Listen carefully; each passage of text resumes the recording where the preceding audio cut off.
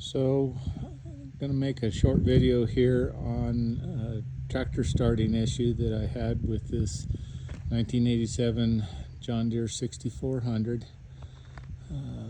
The other day I was unloading big bales, 6-string hay bales, and had set it down, went to start the tractor back up, and it failed to start and could not figure out why. The first thing I checked was to make sure that the tractor was in park, and which it was, and nothing, just some clicking when you turn the ignition on, but no attempt to fire it. And after doing some internet surfing and looking at different forums, determined that the potential problem was with the neutral safety switch. And so I got a new switch, and these are the parts that I used to replace it. A 1/2 inch for the bolts for the cover plate for the switch, and a 7/8 deep socket for the actual switch. The switch that is here is the one that I replaced, and that's the part number, and then make sure you get an O-ring that comes with it. Well, it doesn't come with it, you got to buy it separate, but anyway, you get the idea.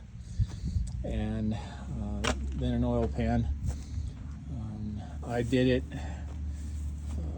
really without losing more than maybe a tablespoon or two of hydraulic fluid. But where the actual switch is in underneath the tractor, and this cover plate that you see right here, let me get my hand in the right place, and there's a bolt there, 1/2 inch, 1/2 inch, 4 total that you got to take off. That here's the cover for the actual switch.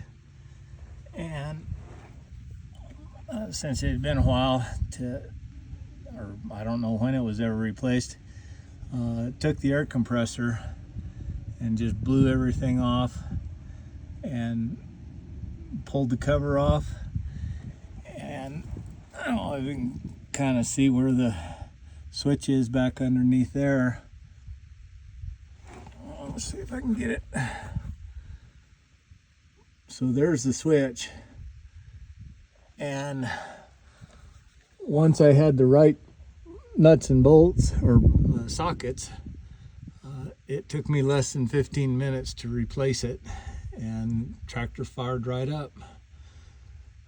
Hope this helps somebody in the future. Since I've already done it, it was snowing and blowing sideways when I replaced it, so I'm not going to take it apart. But you guys are smart and can figure it out. Good luck.